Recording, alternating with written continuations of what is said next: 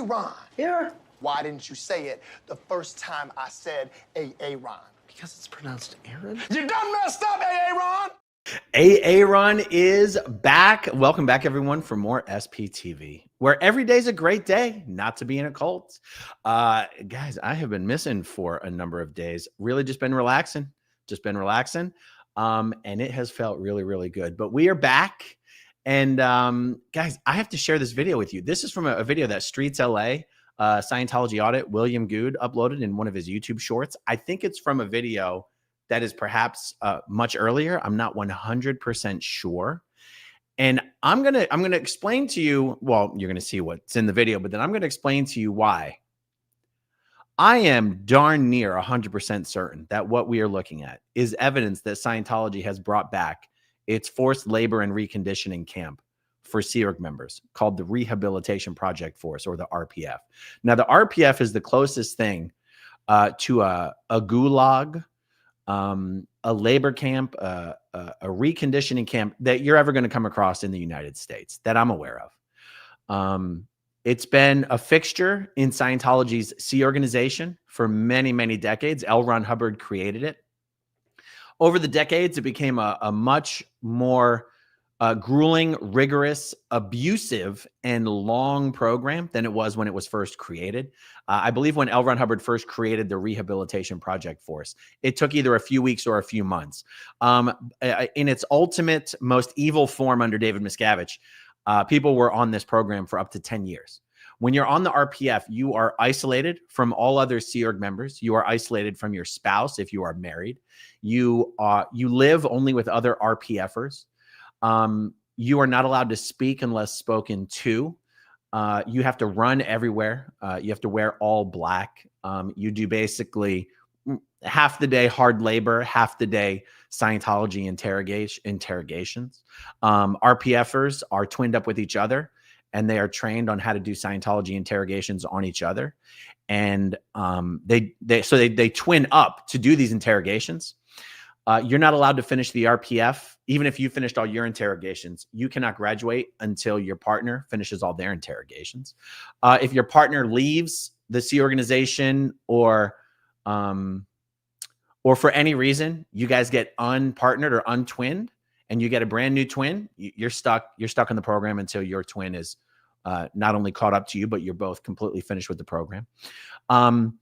It is truly horrific. So like if you're a Sea Org member and you're assigned to the RPF, you may not see or speak to your spouse for years. You might be living and working on the same base. You will not talk. You will not eat together. You will not sleep together, not on holidays, not on weekends, not on Sunday mornings, nothing, zero, zilch. Sea Org members already famously get paid $50 a week. When you're on the RPF, I think it's automatically half pay or quarter pay. So, I mean, the Sea Org pay is ridiculous. It's not pay. It's just a measly allowance.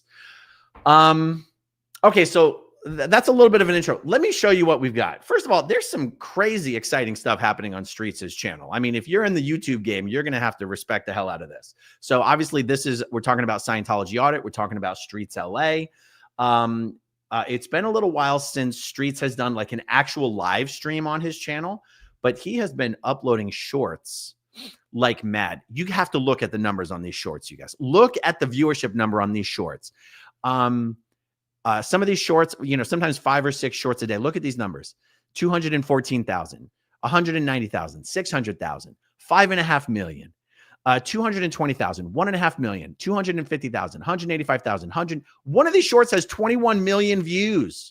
Anyway, I don't know what the secret sauce here is, but all I know is I got to get me some of that. From these YouTube shorts, guys, Streets has had 50,000 new subscribers to this channel in the last 30 days. And I think like 43 million views. It's unbelievable. But what's just as amazing as the numbers is some of the great content and how YouTube shorts are a fantastic way to promote really valuable pieces of content that would otherwise be lost in like a 30-minute video, a 60-minute video, a 3-hour video. The one that we're going to focus on is this one here, second from the right, called Scientologist Puts Mask On When He Finds Out. And I've got this queued up on a separate tab here. We're going to play this, and I'm going to show you. going to explain to you why I think this is evidence that the RPF is back or could be back. One of the reasons I'm honestly putting out this video is so that some of you, many of you, still in the bubble of the Scientology verse, the Sea Org verse, can maybe explain to me what it is that we're seeing here. If this is not evidence that the RPF is back, then what is it exactly that we are seeing here? Okay, check this out. You guys in trouble?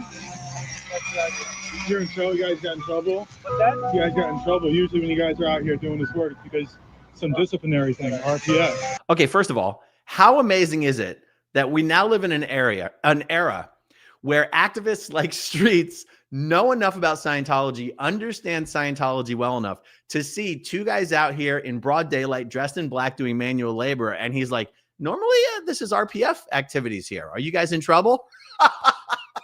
I absolutely love it. All right, let's keep going. Unfortunately, I'm a suppressive person. I just happen to be coming down the street. You don't have to, you put the mask on after you sand? After you sand, but not before? Anyway, you guys have a good day. Hey, how many years left in your billion-year contract? About 999,999,909. You guys in trouble? Okay. First of all, someone needs to inform Brett Weinstein that he has an identical twin brother that is in the Scientology Sea organization. Now, Brett Weinstein and his brother, oh boy, of course I was just going to blank out on his brother's name. The Weinstein brothers are pretty famous these days, but they're not twins. The Weinstein brothers are a few years apart. And let me show you guys. Okay. This is the real Brett Weinstein, guys. Is this not his doppelganger? It looks exactly like him. Okay, so someone has to let Brett know that his true identical twin brother has secretly joined the Scientology Sea organization. Okay, so let's go back to the video itself. Okay, now look, I'm going to turn the sound off on this. Okay, I don't know if I can truly zoom in on this video without it distorting everything. Okay, I can a little bit. Okay, so here's the thing. The Sea organization takes its uniforms very seriously. And wearing a non-standard uniform is actually a violation, okay? Now, there are plenty of Sea Org members who work for a division of an organization where their job in the Sea Org is to do manual labor. Somebody has to take care of the buildings. Somebody has to take care of the premises. Somebody has to take care of the grounds. But there are actual Sea Org members who are not, quote unquote, in trouble, whose job in the Sea Org is to do these types of things. But guess what? Those people have standard Sea Org uniforms. They don't look like the same uniforms of the people who administer the course rooms or deliver auditing or that kind of stuff, but they have standard Sea Org uniforms. And I'll tell you what the hell those uniforms are not. They are not all black. They are not raggedy looking t-shirts, and they are not casual sneakers. Hell no, you guys. Historically in the Sea organization, the only people who wore all black and did manual labor were members of the RPF. And Scientology has, well, I was going to say they've announced that they disbanded the RPF, but that's not true. Scientology has never actually admitted to any such thing, to the best of my knowledge. What has happened is that people who have left the Sea organization more recently have all uniformly said, yes, the RPF was disbanded. It was bad PR. Nothing good ever came from the RPF. Some of the most horrific abuses of Sea Org members occurred in the RPF. My position on why the RPF was disbanded was always more like, David Miscavige has a way of always making you the bad guy no matter what. And technically, if you've been assigned to the RPF, you're already a bad guy. Like the Sea Org is already saying you are essentially a suppressive person, but because you're a Sea Org member, you have a choice. You can either be declared a suppressive person and expelled from Scientology, or you can go on to the RPF instead of being declared, and you can do the RPF program. By the way, while you're on the RPF, you're not even actually considered a real Sea Org member. You're considered beneath the Sea Org. And when you finish the RPF, after years and years and years and years and years of heavy manual labor and intense Scientology interrogation, you have to then beg to be accepted back as a Sea Org member. So you're already a bad guy. But like I said before, if you're on the RPF, you do half the day heavy labor and half the day Scientology interrogations, Scientology auditing. You do a quick version of Scientology auditor training so that you guys know how to do the interrogations on each other. And I truly believe that David Miscavige decided that these degraded beings, as Scientology would call them, who've been assigned to the RPF, didn't deserve to do 5 hours of full-time Scientology enhancement per day. I swear to God, I think that's what was going through his mind. He was like, these are Sea Org members, and we're only getting half of the day of labor from them. When a normal Sea Org member, we get like 18 hours a day of labor for them. This math isn't mathing anymore. We're not going to keep letting these freeloading RPFers continue to milk the resources of the Sea Org by only working half the day. Anyway, whatever the real reason was, it is a fact that in every continent in every Scientology continent where people have recently left the Sea organization, they have said, yes, everyone was graduated from the RPF. The RPF in charge, which was a real post. The RPF in charge is not a post that exists anymore. The RPF case supervisor that oversaw all the auditing of the RPFers doesn't exist anymore. But I also always thought to myself, there's absolutely no way Scientology is going to get rid of of the most intense form of Sea Org discipline. They're going to replace it with something.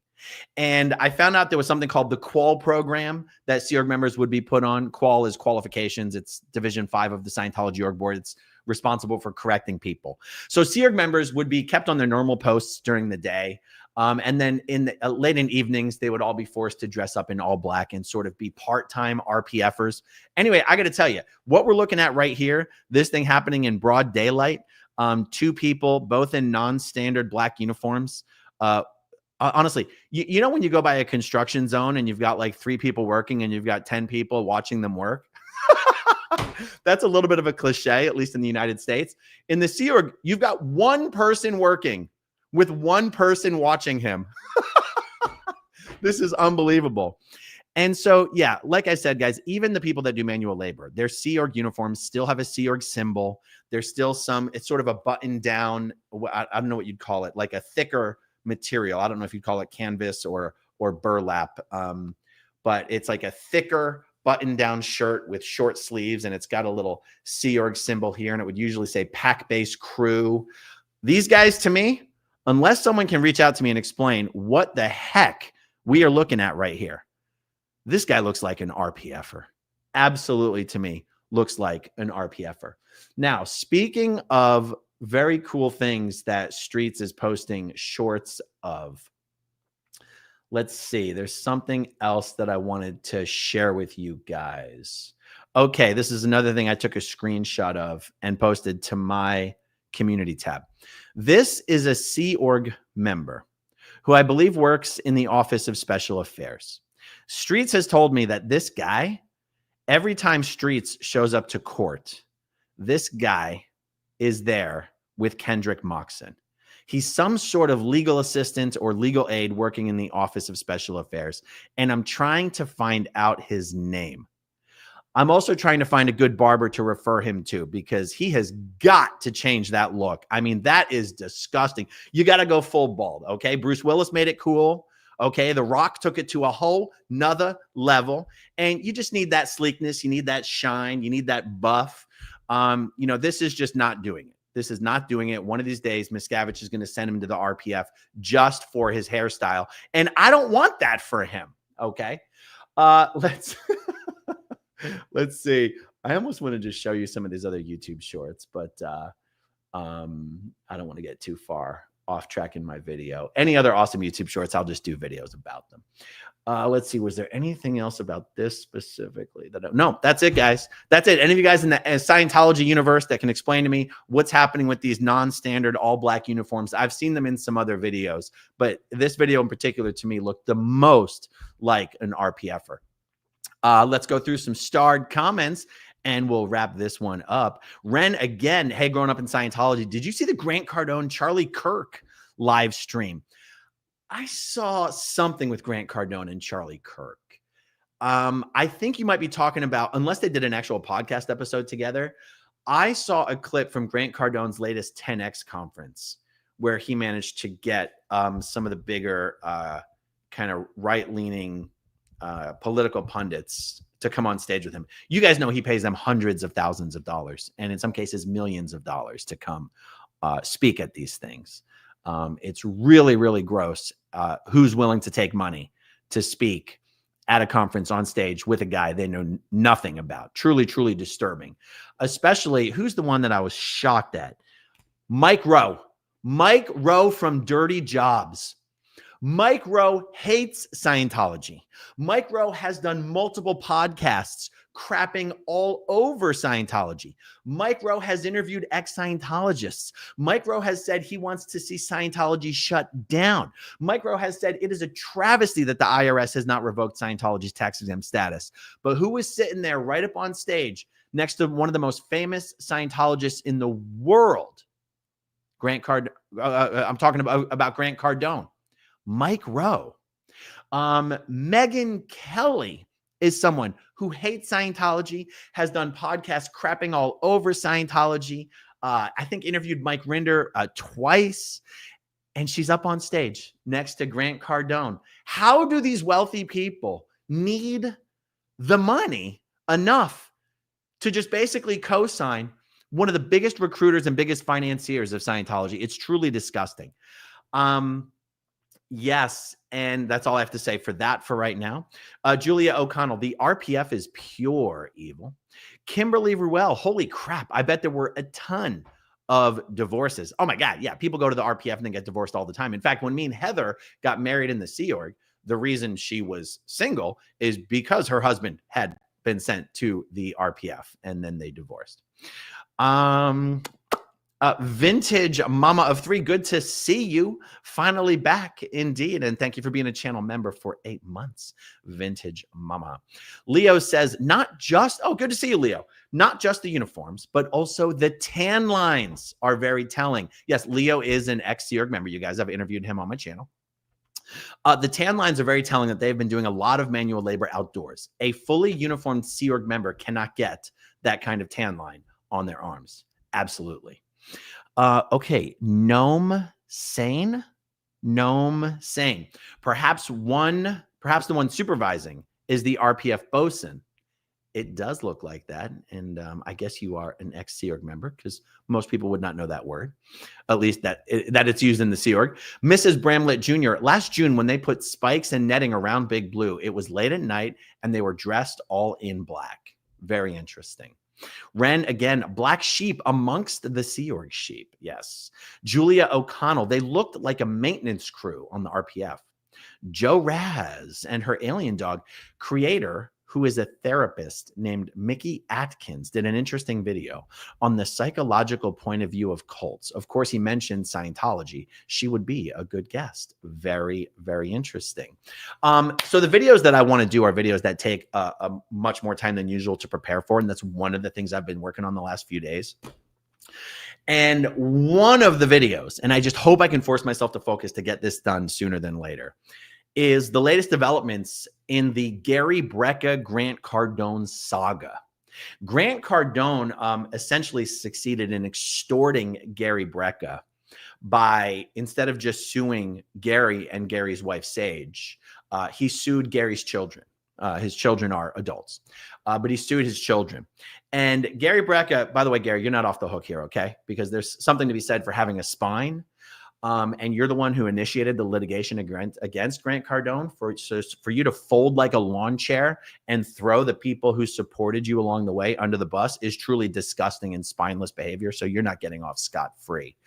But Grant was basically able to force Gary into doing a little 20-minute interview with him where they essentially threw me and a couple other podcasters, not just podcasters, but people who have podcasts, Patrick Bet David and JT Fox, under the bus for having used Gary BRECKA's lawsuit as some sort of an opportunity to dunk on Grant Cardone.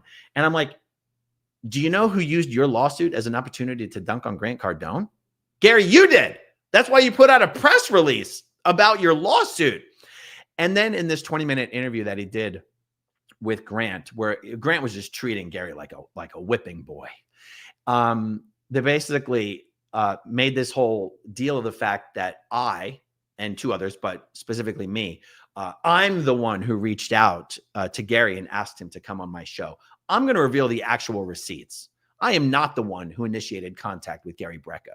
I received a message from a mutual friend saying Gary's publicist is awaiting your phone call. Here is his number. Please call him. Then I had dialogue with Gary's publicist saying, you know, what I wanted to, how I thought the conversation would go. I'm going to show you guys the receipts where I was told that one of the conditions of doing the interview is Gary BRECKA wanted final edit approval for the interview. Okay. And I'm going to show you the receipts where I sent the final approval. And then in like 15 minutes later, he gave me back the full approval. So in this interview with Gary and Grant, Gary acted like he was shocked. He clutched his pearls at the idea that he did an interview with me and then found out that one of my biggest beefs was Grant's belief system. And oh my God, Gary BRECKA would never have any beef with anyone's belief system. And it's like, bro, you gave final approval to the entire conversation that we had. Oh, and by the way, since Gary and Grant have settled their lawsuits and since Grant coerced Gary into doing this North Korean style POW interview with him, Gary has already privately been texting people behind the scenes, mainly JT Fox and Baller Busters, both Gary and his wife Sage, saying, oh my God, we're so sorry. We had no choice. We had to protect the family. We had to protect the children. We couldn't talk to you guys while settlement negotiations were in progress. And we had no idea that Grant was going to use that material against you guys. And we're so sorry. I bet you're sorry, and you're going to be sorry, because throwing people that were there for you to support you under the bus just to save your own ass in litigation you initiated is real punk ass behavior. And I got no patience for that. So that's a video I'm getting ready to do, but it requires much more preparation than normal. Normally I just have some inspiration for something I want to talk about. I get a couple screen shares set up and I go live. And so anyway, that's one of the reasons you guys have not seen as much of me. I've been trying to prepare for some other stuff. Okay, guys, let's see. That's it for now, guys. Stay tuned. More coming today. Talk to you soon. Okay, if you want to see my rock and roll songs, click right on this guitar. And if you want to see a different one of my videos,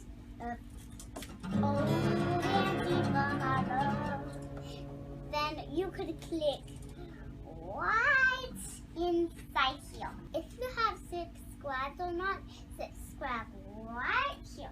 Bye.